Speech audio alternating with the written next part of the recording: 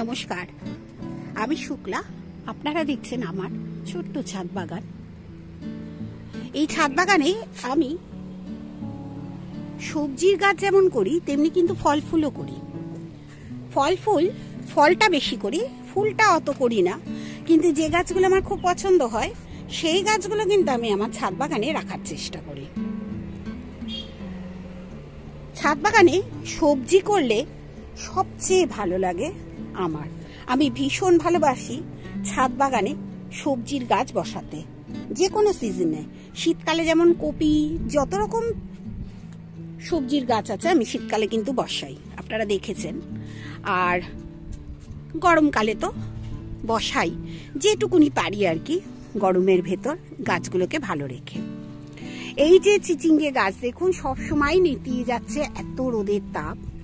আজকে যাই হোক একটু রোদের তাপটা কিন্তু সেই 42-43-এ যায়নি, 39 পর্যন্ত এসেছে, 39 পর্যন্ত এসেছে, 39 ডিগ্রি এখন যাচ্ছে আমি যখন ভিডিওটা করছি।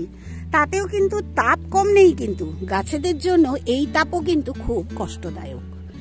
এই যে গাছটায় বেগুন হয়েছে দেখুন, সব বেগুনগুলো কিরকম শুকিয়ে যাচ্ছে, একটু জলের অভাব হলেই শুকিয়ে যাচ্ছে। সব সময় তো অনেক সময় কি হয়, ছাদে আসা যায় না, জলে গাছ মানে গাছের যে গোড়ার যে জল সেটা শুকিয়ে যায়। তাই অনেক সময় হয় কি, একটু জল মাঝে মাঝে একটু মাটিটা শুকিয়ে যায়, জলটা দেওয়া হয় না। এবং তাতেই এই সব বেগুন গাছ দেখুন কি অবস্থা হয়েছে। আবার তার সঙ্গে মিলিবাগও ধরেছে।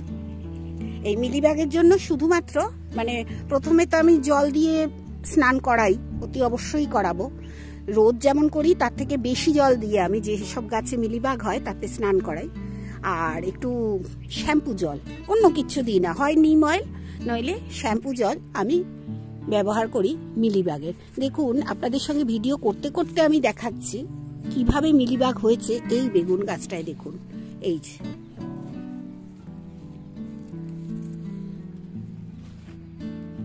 কত হয়েছে। যতটা পারি আমি হাত দিয়ে এরকম ঘষে মেরে দেবার চেষ্টা করি, কিন্তু সব তো মারা হয় না।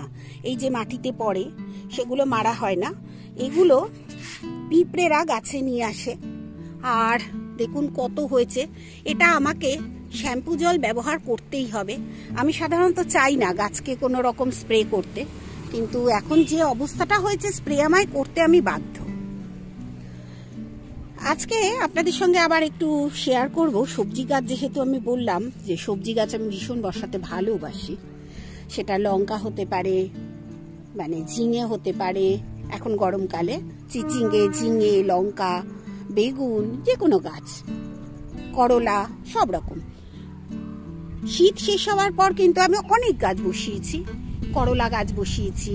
এই যে চিচিঙ্গে এখনো ফল দেয়নি, যেই বৃষ্টি পড়বে না আমার গাছ ভর্তি ফল হবে। আমি কিন্তু সেটা জানি, রোদ্দুরের তাপে এরা ফল দিতে পারছে না। এবার আবার দেখুন ঝিঙে গাছ কম ফল দিচ্ছে, ফলনটা কম হচ্ছে, কিন্তু হচ্ছে একটা দুটো করে মোটামুটি আমাদের যে সংসারের চাহিদা মিটে যাচ্ছে যেটুকুনি হচ্ছে। এবার বৃষ্টি পড়লে কি হবে, ঝিঙে গাছের প্রচুর ব্রাঞ্চ বেরোবে, আর ঝিঙে গাছ কিন্তু চটচট করে আরো বড় হবে আর ফলও দেবে বেশি। দেখবেন আমি তো ভিডিও করি, ভিডিও করতে করতে আপনাদের আমি দেখাবো। আজকে আপনাদের সঙ্গে শেয়ার করব যে দেখুন, আমি তো এইগুলো সব শীতের পরপর গাছগুলো বসিয়েছি। আজকে আমি যে জিনিসটা আপনাদের সঙ্গে বলবো, যে শীতের পরপর যে গাছগুলো বসিয়েছি সেগুলো তো থাকবেই, কিন্তু বর্ষাকালে যে চটচট করে বড় হয়ে যায় গাছগুলো, সেই গাছগুলো কিন্তু আমাদের এখন বসাতে হবে আরো একবার করে। সেটা ঝিঙে হতে পারে, তারপর ঢেঁড়স হতে পারে, এগুলোও হতে পারে। দেখুন আমি আবার কিন্তু দানা সংগ্রহ করেছি। এই যে দেখুন কত অনেক রঙের মানে রকমের দানা, আর আমি সেগুলোকে সব একসঙ্গে করে রোদ্দুরে দিয়েছিলাম, তাই সব আপনারা একসঙ্গে দেখতে পাচ্ছেন। সব কিছু, কুমড়ো, করলা, শসা, ঝিঙে, এগুলো কিন্তু আমার সব নতুন দানা। ব্যান্ডেলে যে দোকান রয়েছে আমরা সেই দোকান থেকে এই দানাগুলো কালেক্ট করেছি। বরবটি নতুন করে এনেছি। এবার দেখুন এই দানাগুলো ভালো করে রোদ্দুরে দিয়েছিলাম, এবং এই রোদ্দুরে দেওয়ার পর আবার দেখুন জলে ভিজিয়ে রেখেছি। কি কি দানা জলে ভিজিয়েছি দেখাবো, দাঁড়ান। এগুলো আগে তুলে নিই। এই যে এতগুলো দানা এখানে পড়ে গেলে নষ্ট হবে, আগে আগে প্যাকেটে করে তুলে নিই। এই যে প্যাকেট আমার হাতে রয়েছে, প্যাকেটে করে তুলে নিই। এই যে প্যাকেটের ভেতর কাগজটা দেখছেন, ওখানে আমি লিখে রাখি কত তারিখে আমি দানাগুলো কিনেছি আর কোথা থেকে কিনেছি। এই রকম আমি সব বীজের প্যাকেটের ভেতর লিখে রাখি। আগের যে বীজগুলো সেগুলো বসাতে বসাতে শেষ হয়ে গেছে, যেহেতু আমি বারবার বসাই।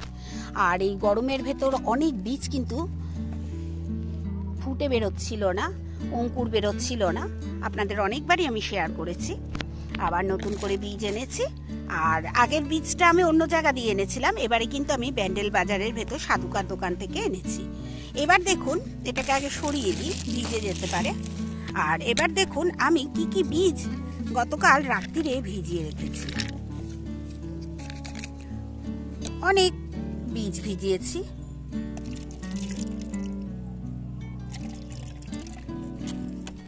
এই যে, আর এই বীজগুলো ভিজিয়েছি গতকাল রাত্রিরে। আর এখন কিন্তু আমি এগুলো ডাইরেক্ট কোনো টবে ব্যবহার করব না, মানে দিয়ে গাছটা বড় করব না। এই বীজগুলো আমি সব ছোট ছোট টবে ব্যবহার করব। চলুন টবগুলো দেখিয়ে দিই। এই যে এখানে ছোট টব রয়েছে, এই টব, এইখানে দেখুন পিটুনিয়া হয়েছিল ওই টব। এই সব টবে আমি গাছগুলো আগে তৈরি করে নেব। এখানে কোকোপিট আছে, এই কোকোপিট আর ভার্মি কম্পোস্ট কিংবা গুঁড়ো গোবর সার, এই যে কোনো একটা, কিংবা কিচেন কম্পোস্ট ওর গুঁড়ো, ওই দিয়ে আমি তৈরি করে নেব। এবার তাতে আমি বীজগুলো আমি বসাবো। বীজগুলো বসিয়ে ওখানে যখন গাছগুলো বেশ বড় হয়ে যাবে, তখন আমি আবার বড় বড় টবে বসাবো। যে টবগুলো সেই লাউ করেছিলাম, শিম করেছিলাম, সেই সব টবে এই গাছগুলো আমি এবার বসাবো। এই যে বড় বড় টবগুলো দেখছেন, এখানে কিন্তু আমার মাটি তৈরি করা আছে। এখানে 5খানা টব দেখুন মাটি তৈরি করা আছে। এই 5খানা টবেই কিন্তু আমি গাছ বসাবো। আর 6খানা ওখানে আছে, যেটাই আমি ঝিঙে বসিয়েছি কিছুদিন আগে, আপনাদের সঙ্গে আমি বারবার শেয়ার করি এখানে। আর বড় বড় গ্রো ব্যাগ এনেছি, আপনাদের সঙ্গে শেয়ার করেছিলাম, সেই গ্রো ব্যাগ এখানটায় বসাবো। আর শাক দেব, কি শাক দেব আপনাদের সঙ্গে দেখিয়ে দেবো যখন আমি বসাবো। আর গ্রো ব্যাগটা কিভাবে ভরছি, গোল যে গ্রো ব্যাগগুলো, আমি 80 টাকায় 2খানা গ্রো ব্যাগ পেয়েছি শাক বসানোর, 15x6 ইঞ্চি। সেই গ্রো ব্যাগগুলো একটা এখানে বসাবো, একটাই বসাবো। আর ওতে আমি লাল শাকের দানা দেব, শুধুই লাল শাকের দানা দেব।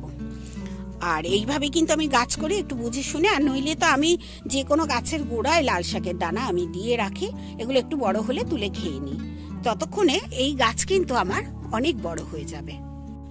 এখন থেকেই কিন্তু এই যে মাটিটা আমি তৈরি করে রেখেছি, এতে কিন্তু জল দিতে হবে। আমার জল দেওয়া হয়নি, এতে জল দিতে হবে।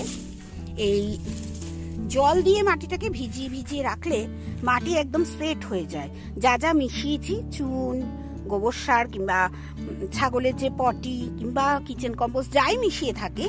আর এখন মনে নেই কোন টবটায় কি মাটি মানে সার মেশানো আছে, আমি তো মানে মেশাতেই থাকি আর মাটি তৈরি করতে থাকি। কদিন ধরে এত গরম পড়েছে না, আমরা মাটি তৈরি করতেও পারছি না। তা এইভাবেই এখানে দেখুন আমরা টবগুলো সেট করে রেখে দিয়েছি। জল দিয়ে ভিজিয়ে দিতে হবে, জল দিয়ে ভিজিয়ে দিয়ে রোজ এখন ভেজাবো। তারপর যখন ওই গাছগুলো বেরিয়ে যাবে, একটু বেশ বড় হবে, সেই বড় গাছগুলোকে ধরে ধরে নিয়ে এই টবেই আমি বসাবো, আপনাদের সঙ্গে শেয়ারও করব তখন। আর আজকে আমি বললাম এইগুলো কিন্তু আমার বর্ষাকালের জন্য, যেই বৃষ্টির জল পড়বে এই গাছগুলো এত তাড়াতাড়ি বড় হবে না, খুব তাড়াতাড়ি বড় হয়ে যাবে এই গাছগুলো। এই যে বীজগুলো ভিজানো আছে, এটা আমি বিকেল বেলা আমি বসাবো। এখন রোদ্দুর, খুব রোদ্দুর, দুপুরবেলা রোদ্দুরের এই তাপে আমি কিন্তু বসাবো না, আমি বিকেল বেলা বসাবো এই বীজগুলো। আর এইরকম ভাবেই আমি কিন্তু গাছ করি, একটু বুঝে শুনে কাজ করতে হয়, তাহলে সুবিধা হয়, গাছ ভালো থাকে। আর চলুন তাহলে আজকে ভিডিওটা এইখানেই শেষ করছি। আপনারাও পারলে বর্ষাকালের জন্য এখন থেকে চারা গাছ তৈরি করে নিন। এই চারাগুলো যখন বৃষ্টি পড়বে না, তখন ওই গাছগুলো বড় বড় টবে, বড় বড় গ্রো ব্যাগে যেটাই দেবেন বেডে বসিয়ে দেবেন। তাহলে গাছগুলো সেই বৃষ্টির জলে খুব তাড়াতাড়ি বেড়ে যাবে। আশা করি আপনারা এই বর্ষাকালের জন্য সুন্দর গাছ তৈরি করে নেবেন আর গাছ বসিয়ে আনন্দ নিন। গাছ বসান, গাছ বসালে মন ভালো থাকে, সুস্থও থাকবেন। গাছ বসান, দেখবেন আপনিও ভালো রয়েছেন।